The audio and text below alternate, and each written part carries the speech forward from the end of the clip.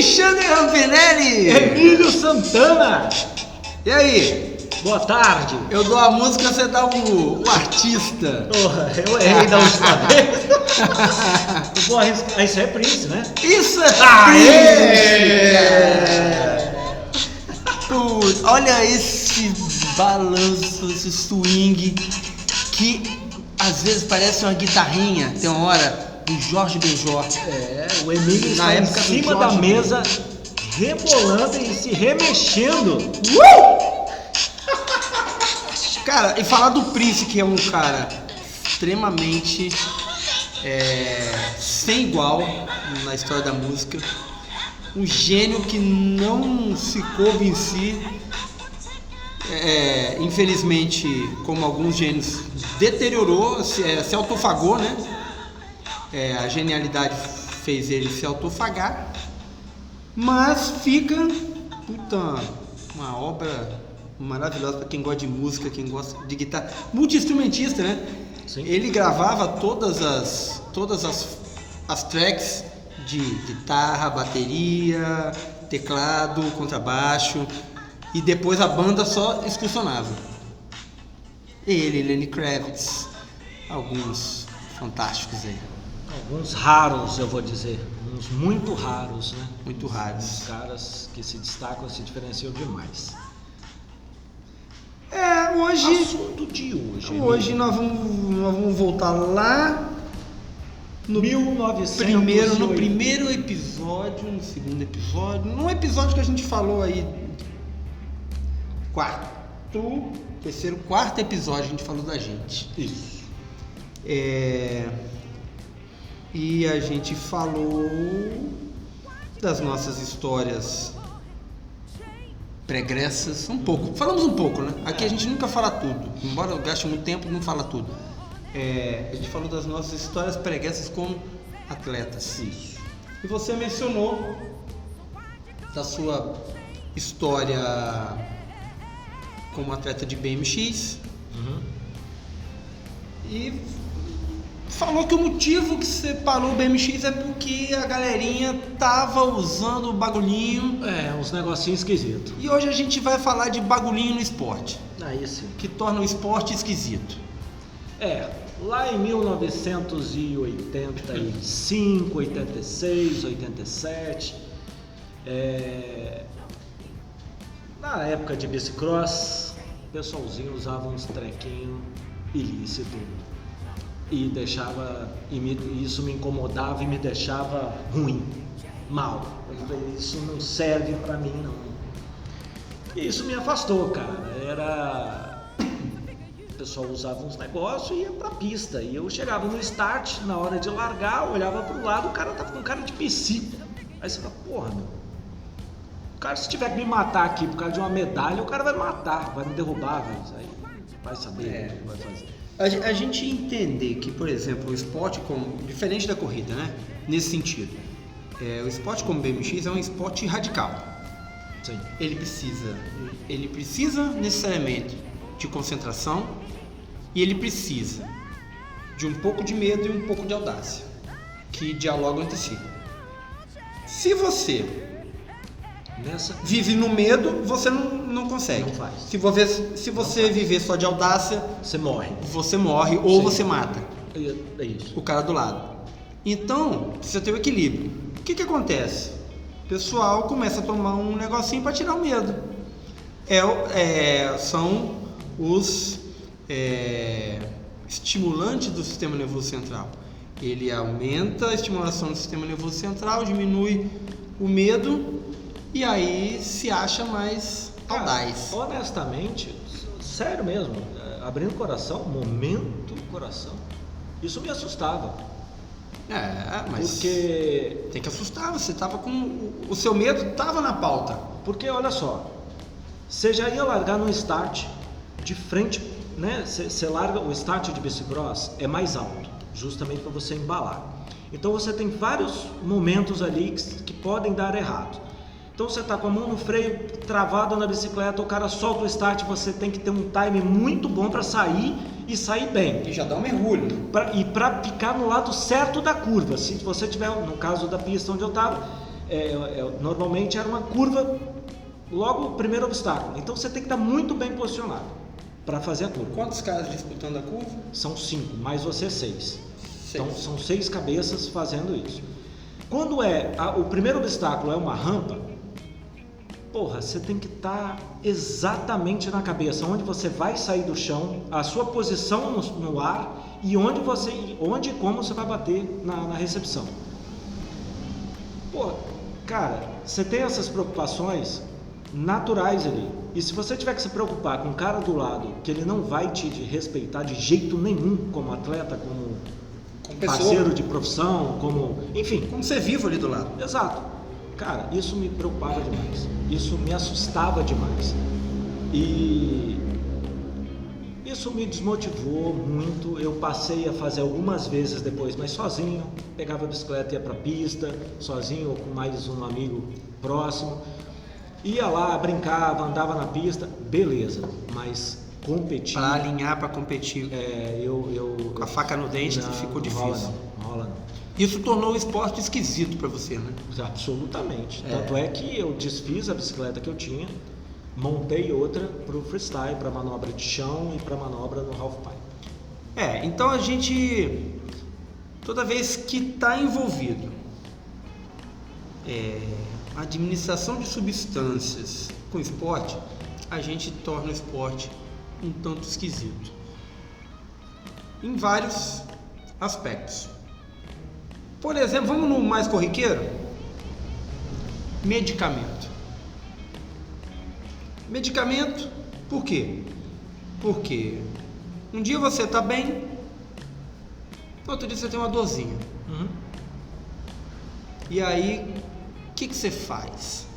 Você faz o discernimento sobre aquela dor, você vê como o seu corpo vai resolver aquela dor, ou você já implementa uma ação ali que vai tirar o incômodo e vai te permitir não se debruçar sobre esse problema. A maioria das pessoas são impulsionadas a tomar um remédio, né? Para uma dor muscular, para uma fadiga e tal. Isso já anula os processos automáticos de resolução que o nosso corpo mesmo faz. Que o seu corpo faz automaticamente. Aí você faz assim, mas você fala que são induzidas pelo mercado, né? A gente tem duas coisas: a ideia e o mercado específico. Eu fui abrir uma notícia no portal de notícias. A notícia era em vídeo. Na hora que eu abri a notícia, veio o anúncio. O anúncio era de remédio para dor inflamatória. Então, você tem uma situação ali que a notícia quer ver sobre questão. Era uma questão de dor aquela dor de facão. Sim. Embaixo da E antes veio o ad ali, a propaganda de um remédio para tirar dor. Qual é a mensagem que está te dando? Qualquer dor, toma o remédio. Toma aquele remédio. Qualquer problema que tiver, toma o remédio. Toma o remédio. Vai resolver a sua vida. Você resolve aquele minuto e você começa a criar um problema estrutural, que é a não resolução natural do problema. Porque a gente tem uma maneira natural de resolver nossos problemas. Claro que tem situações que exigem. Tem situações que exigem. Mas não é o caso. Mas não é o caso. Falando desse caso. Não é o caso. Então, hoje, e por outro lado, a ideia. A gente vive num mundo que a ideia é resolução imediata. Imediata. É a ideologia do one click. Que tem no seu celular, por exemplo. Você quer fazer uma tarefa, one click. Você quer comprar, one click. O cartão já está selecionado, já está tudo. Você clicou, já vai receber. E com o corpo não dá para pensar em one click. Principalmente com a idade chegando. À medida que vai envelhecendo, não dá para pensar em one click com o seu corpo. Se você quer ter autonomia, longevidade, você precisa deixar o seu corpo ver a sua experiência primeiramente naturalmente. Sim. Tá certo? Ok. Então a gente tem a questão do medicamento que... E aí você fala assim, mas o medicamento é doping? Se a gente jogar o medicamento dentro do âmbito esportivo, o medicamento é doping. Porque vamos lá. Você tem um baixo preparo físico, eu tenho um bom preparo físico. Ok. Estamos supondo, fazendo uma conjectura. Claro. Logo você pensa que você tem que treinar mais forte do que eu para poder me vencer na prova. Sim. Você está ali olhando meus resultados, relativizando comigo e tal. Por ter excedido, você vai ter uma dor muscular, por exemplo. No outro dia, uma dor que persiste 48 horas. Ok. Eu não. Eu tô ali. Quando chega na véspera da prova, você vem empurrando, você tá com dor muscular. O que você faz? Você toma o remédio na véspera da prova para acabar a dor que você tava do último treino ou para não ter dor Durante a prova. E só por causa desse procedimento você pode bater cabeça comigo, porque se você entrar com dor muscular e entrar na boa, não vai ter como. Uhum. E aí, onde está a justiça e a ética esportiva? Você burlou ela com uma cartela de medicamentos. Esse é um exemplo simples de como você faz isso no âmbito esportivo, tornando tomar um remédio que eventualmente é um consenso numa atitude não ética. Para se favorecer. Para se favorecer. Sim. Ok? E para falar isso tem um monte de gente aí que também faz e que também arregimenta pessoas para fazer igual elas. Eu vou falar, né, obviamente de ciclismo, que é uma coisa que eu tenho mais vivência, né? Mas, e longe de mim ter razão também, eu não quero ter razão não, eu quero ser feliz. Mas quando você olha, por exemplo, para dentro das academias e para dentro do ciclismo como amador, que é a minha condição hoje, você vê muita gente se dopando e é um índice grande de pessoas que se dopam para nada. Para não chegar atrás do gordinho que vai uma vez na semana. Sabe? Que por ir ir uma vez na semana e ser gordinho e tem força, consegue ali uma vez por semana ter uma performance muito boa para uma vez na semana. Ok. E aí você fica lá, indo 3 vezes na semana, se desgastando e olha pro gordinho e fala assim, gastou uma fortuna em bicicleta, em roupa. Eu vou perder pro gordinho? Não, eu vou tomar a bomba. Não quero. Todo final de treino na resenha eu sou motivo de chacota. Tô sobrando. Tome um negocinho e deixe ele ser a chacota do pelotão. E aí você olha para dentro da academia, que é um ambiente que eu já frequentei bastante, mas que você certamente tem muito mais experiência que eu. Você vê o cara entrando na academia em agosto e no verão daquele ano o cara já tá inchado. Aí você fala, porra, eu tô aqui há 3 anos e não cheguei no que o cara chegou em 4, 5 meses ali puxando ferro. Então, essas coisas, isso me afasta, isso me desestimula, isso me assusta. A você e a muita gente que tem um senso ético bem desenvolvido. Mas, volto a dizer, cada um tem seu mundo, sua razão para fazer isso. Sim. Eu não tenho essa razão para fazer isso. E tudo que eu faço no asfalto, e agora eu estou descobrindo na corrida, eu faço com o que eu tenho. Então, você sabe disso. Eu saio para pedalar, muitas vezes eu não tomo nem café, é uma colherinha de mel e pronto, ou uma dosezinha de café e pronto, vou correr uma dose de café, uma mariola, um pedaço de mariola e vai. É isso. Então, se deu para mim, deu. Se não deu, igual domingo, eu falei, tive que caminhar, tive que andar, não teve jeito, acabou para mim. Mas só que eu tinha que chegar no final, então cheguei correndo, beleza, mas É o que eu tenho. Eu não preciso, na minha cabeça, na minha necessidade de esporte, eu não tenho a necessidade de usar subterfúgio para enganar um resultado para mim.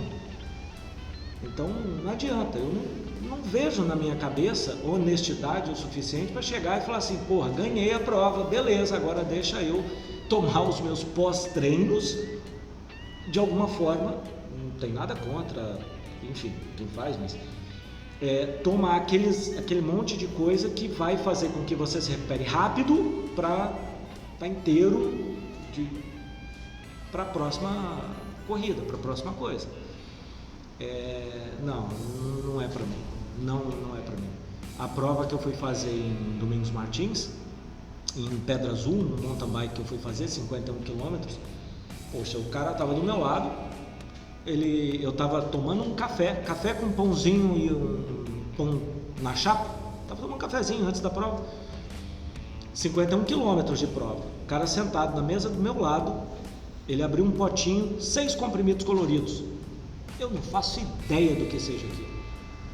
Pode ser nada, mas pode ser, talvez isso tenha um impacto maior na questão emocional ok. do que na performance dele. Na performance dele. Que seja. E que às vezes bota na sua performance um empecilho. Porque talvez crie, sim. A galera das cápsulas tá bombando aí na frente. Por aí, mas não é meu objetivo, eu não preciso disso não, cara. É que a gente fala de recurso, mas todo esporte ele tem a sua história e seus procedimentos de burlar as normas éticas. A gente sabe do ciclismo, né, que desde sempre álcool e barbitúrico era uma mistura que prolongava a performance. E tinha a questão do álcool também, porque no início os caras subiam os Alpes nevando, então os caras precisavam de alguma coisa. E aí, como o cara associar o álcool me deu uma esquentada no frio, agora o álcool vai me dar uma esquentada na baixada. Exato, e no dia quente. É isso aí. E isso, claro, resolve ali o pouco recurso físico que ele provém naquele dia, mas causa um prejuízo de saúde, tanto que a gente tem nessa época vários atletas que morreram em combate, né? Sim. Várias histórias, se a gente olhar aí os livros de história do ciclismo, a gente tem. Então o ciclismo tem, a corrida tem, o fisiculturismo tem, a natação tem, até o tiro tem. Você sabe o que os caras usam no tiro? Não faço ideia. Remédio para baixar a pressão. Puta, para não tremer o cano da arma. Se a sua pressão baixa, o seu coração bate mais devagar, com menos violência, e você consegue concentrar e estabilizar a arma muito mais fácil. Que isso, cara? Sério mesmo? Sério. Da mesma maneira que tem os subterfúgios. Não, mas interessante. Tem cada esporte tem ali o seu lugar onde você possa implementar um subterfúgio. As associações de governança dos próprios esportes também têm as contramedidas que vão dizer o que é lícito e o que é ilícito para poder utilizar, não para melhorar a performance, para manter você numa possibilidade de performar de maneira ética. Então tem, quando a gente faz as cápsulas, tem várias cápsulas que são realmente alimentos, oligoelementos, seja lá o que for. Okay. Mas tem algumas que contêm substância proibida. E as substâncias proibidas são relacionadas. Então, se você tem uma dúvida ética, você vai lá na composição do seu suplemento ou do remédio que você toma e vai na instituição de governança do seu esporte e vê se aquilo ali é permitido ou não é permitido. Certo? Certo. No caso do ciclismo é o ABCD, Associação Brasileira de todos os esportes no Brasil, a ABCD, ABCD. a Associação Brasileira de Controle de Dopagem, Exato. ela governa o controle das substâncias que podem ou não ser utilizadas por esportistas no Brasil, e ela toma as medidas para garantir que essas substâncias ilícitas não vão ser utilizadas em competições. E as lícitas podem ser usadas de forma que não dê nenhuma vantagem competitiva à pessoa que está usando. Sim. E a ABCD, ela segue a governança mundial, que é a WADA, que é a Agência Antidoping Mundial. Legal. Agora, estamos aí com aproximadamente 20 minutos e eu não sei onde eu estou no planeta, Emílio. Onde é que eu estou? Vila Velha, Itaparica, Cervejaria Bravicos. Fabão, um abraço. E cerveja não é doping. Aí é com você. A quantidade de álcool que vem a ser doping inviabiliza a pessoa ficar em pé. Entendi. Né? Então, tem substâncias que tem a quantidade lá dosada. Cafeína. Não, você pode ter tanto de cafeína No seu sangue. no seu sangue. Entendi. Certo? Certo. O que, é claro, te permite tomar alguns expressos de manhã, antes da prova. Agora, se for uma quantidade cavalar, Sai lá. você não vai conseguir tomar tanto expresso. Houve uma administração exógena daquela substância. E aí liga o alerta lá Dos caras. E faz com que ao final da prova, quando chega o carro da ABCD, o pódio todo mundo foge. fique vazio. Todo mundo foge, some todo mundo, ninguém vai pegar premiação. O dia que isso aí chegar na corrida, sim, de maneira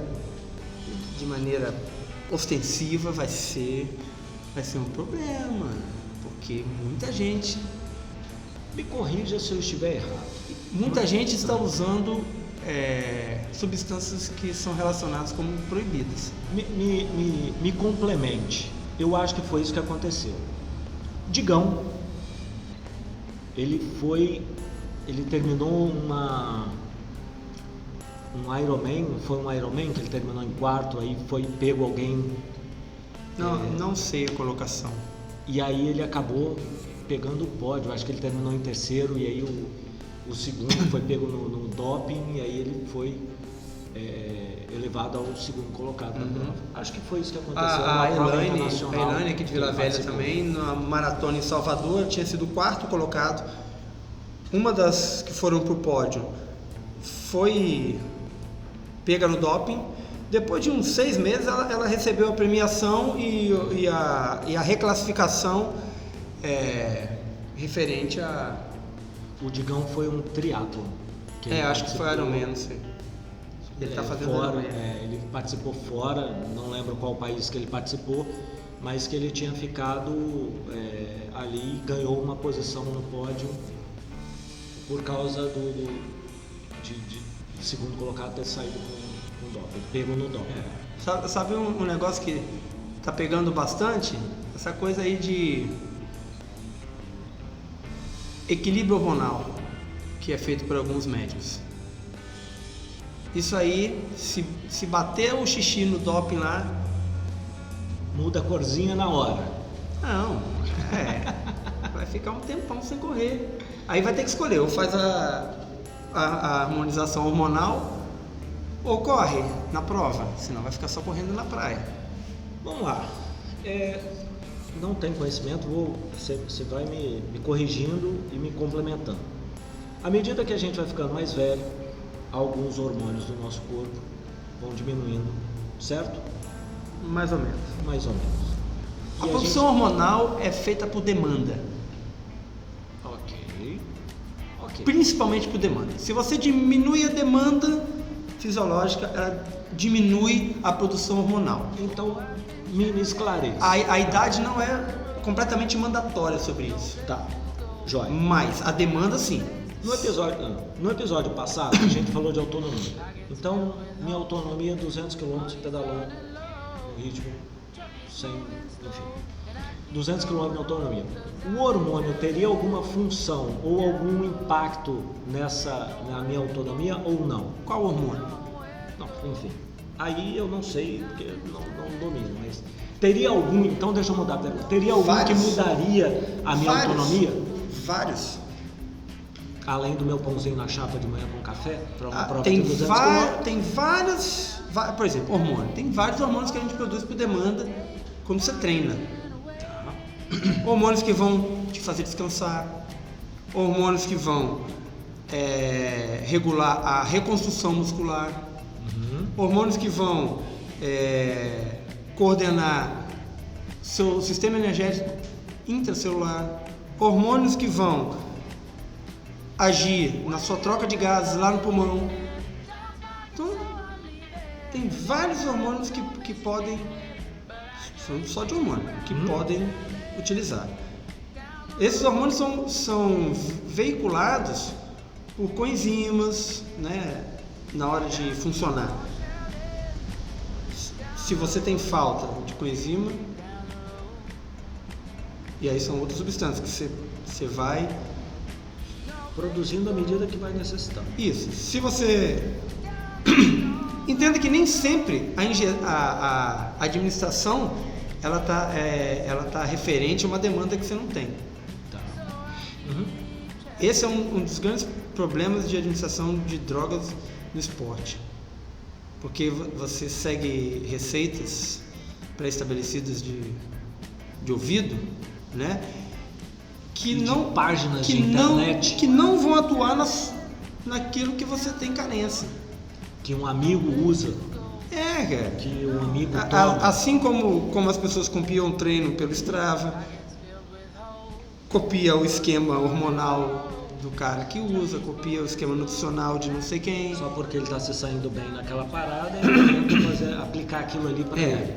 O grande problema é o seguinte: um dos grandes problemas é você administrar substâncias que não estão em falta. Você vai sobrecarregar a metabolização daquela substância. Ok, legal. Como eu falei, são feitos por demanda. A regulação hormonal natural do corpo é feita por demanda. Se você ingere ou administra ali uma determinada substância, por exemplo, testosterona, e você não tem problema de demanda, você vai você gera um excesso. Okay. Você vai inibir a produção, porque tem excesso, o corpo entende que você não precisa produzir. Você vai inibir a produção, você vai inibir a produção, você vai inibir a produção. Quando você precisa tirar, você não tem produção do hormônio. E o bigolinho? Não, aí não tem. Não, tô brincando. Não tem. Tô quebrando a seriedade. Tem repercussões do excesso de hormônio. A gente acha assim que tudo que você bota aumenta. Então, né, eu vou botar testosterona, o pau vai crescer. Mentira. É isso que você queria saber. Não, vai ficar mais duro. É mentira. Não vai. Não, se botar mais, não vai ficar mais duro, cara. Ele só tem 2 estados: mole e ereto. Okay. Nada que você tomar vai fazer ele ficar aumentar de tamanho, ficar 2 anos. Não tem isso. Porra, então você tá me dizendo que aquelas propagandas da internet que eu vejo lá são mentirosas. Depende da demanda, depende da carência. Tô brincando. Tudo depende da carência. Aquelas chamadinhas que tem no canto. Então, se você não tem carência e você coloca uma substância, você inibe o funcionamento natural. E aí você estraga. E aí você pode gerar um problema. Não, vai gerar problema. Certo? Então, vamos ficar na testosterona. A testosterona, dependendo do jeito que ela é construída ali, sintética, ela vai ser metabolizada no fígado. Então, meu fígado tem capacidade de metabolizar 10 unidades de testosterona. Se eu boto 50, esse fígado fica sobrecarregado. E o que se faz com o excesso? Não, estraga o fígado. Estraga o teu filtro. Tá. Você Descarta isso de alguma forma? Consegue? Não, testosterona, cara, eu não sei se diz. Bom, não é a minha especialidade. Tem substâncias que você não descarta, você vai intoxicando. Tá bom. Por exemplo, tem vitaminas que são lipossolúveis, que quanto mais você bota, ela não vai embora. Você vai acumulando. Você tem uma capacidade baixa de metabolizar essas, tanto que não precisa de tanta. Você intoxica. Então, por exemplo, o fígado, em questão da testosterona, ele vai estragando, ele trabalha sobrecarregado. Mas é o mesmo fígado que metaboliza o álcool que você bebe. Aí tem a galera da academia que toma a testosterona, fica com a cara cheia de espinha, e aí toma Rocutan para tirar a espinha da cara. Entendi. Justo, né? Honesto. O Rocutan também é metabolizado no fígado. Aí chega na sexta-feira, sai da academia, balada, preciso estar bonitão. E aí o que acontece? Passa um ano bombardeando o fígado ali. Tem uma dengue, morre. Entendi. Porque a dengue, primeiro que a dengue ela é agressiva ao fígado, e segundo porque o medicamento que tem para controlar a dengue é metabolizado no fígado. Tem gente que chega com dengue, com o fígado baleado, não pode tomar o remédio. Tem gente que vai fazer uma cirurgia de não sei o que, chega lá, faz o exame, não pode fazer a cirurgia, não pode tomar o remédio. Isso acontece com remédio de pressão. Por que a gente faz assim, não tomar remédio sem necessidade? Porque você está gerando uma cascata de... Porque no dia que você precisar tomar... Não vai ter. Você não vai poder. Você está estragando o seu sistema metabólico aí. Tá? Então, acho que pra gente 6 segundos ir pro final, só para eu resumir aqui a questão de doping, de substâncias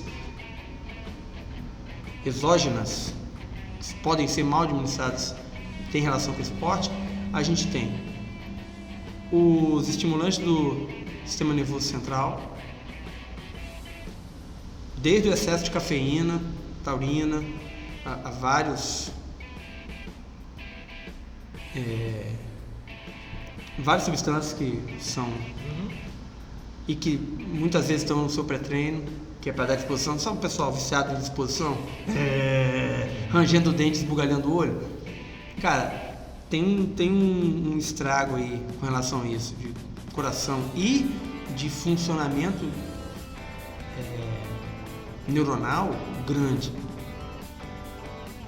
Saquei.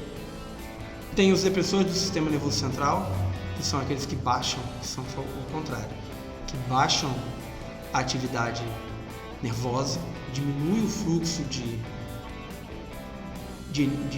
estímulo nos nervos. E isso, por exemplo, no tiro, Foi o que eu imaginei. é uma vantagem É competitiva. uma vantagem competitiva, no esporte radical é uma vantagem competitiva, né? Porque, por causa da descarga de adrenalina na hora. Isso. E aí tem esse também. Tem os que melhoram a capacidade de troca pulmonar, como o EPO.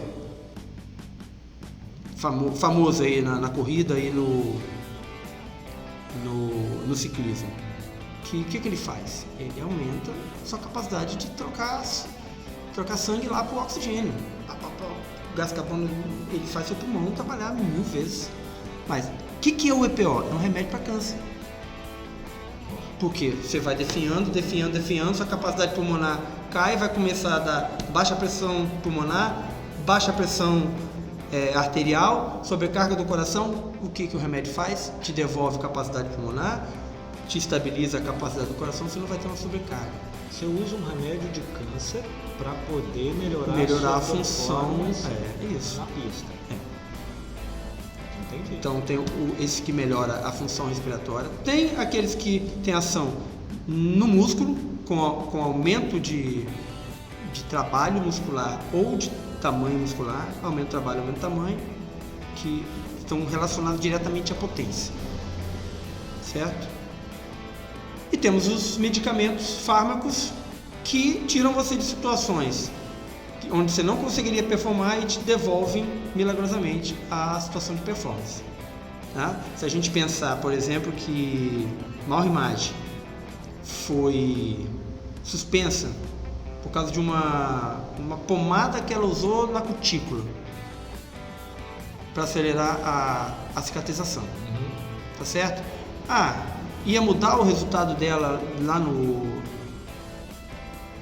salto em distância? Não. Ok? Mas pensa no cara que está no Tour de France, segunda semana, campinho ralado, e não pode usar o corticoide na pomada lá para minimizar o incômodo. Faz diferença? Faz uma diferença brutal, né?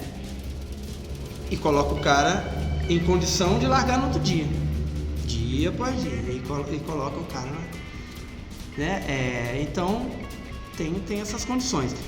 E sem contar que a maioria daquilo que a gente resolve com remédio anti-inflamatório, dor e tal, você começa a criar uma situação insustentável no corpo, onde ou ele cria e agrava lesões, ou ele inviabiliza o funcionamento de algumas estruturas. Então, qual é o alerta? Por uma autonomia do corpo de gerenciar. Para isso você precisa conhecer o corpo, para isso você precisa conhecer o seu corpo em performance, para isso você precisa ter tempo, você precisa se expor.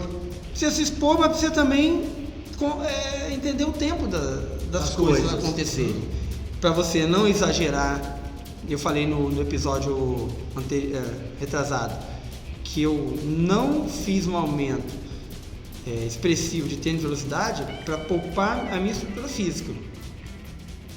Por isso é importante o acompanhamento. No seu caso, você sabe o que está acontecendo. O conhecimento é importante para isso, para você não entrar num esquema onde você vai se depletando, convivendo com uma lesão, toma um negócio para dor, convivendo, não conhece, não tem o conhecimento de saber o que é, se dá para conviver com aquilo, e aí estoura uma parada muito infeliz, tá? Que vai te cobrar lá na frente. O episódio de hoje não é um episódio alegre, mas é um episódio de alerta, é uma coisa que a gente precisa pelo menos passar de vez em quando na ideia. E refletir.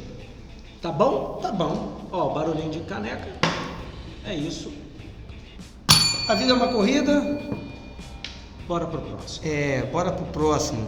A essa altura, você que está chegando agora nesse episódio e é a primeira vez, volta lá, me dá um recap, uma recapitulada nos outros episódios. E você que já tá calejado. Pô, já tem aí gente que já tá no 8º. Isso. No 8º episódio. Você que já tá com a marca de roupa assim do sol, tá degradê dos nossos episódios. Cara, parabéns, hein? Já vai poder concorrer ao sorteio da caneca. Olha. Que vai ser no episódio 100. A vida é uma corrida. Up.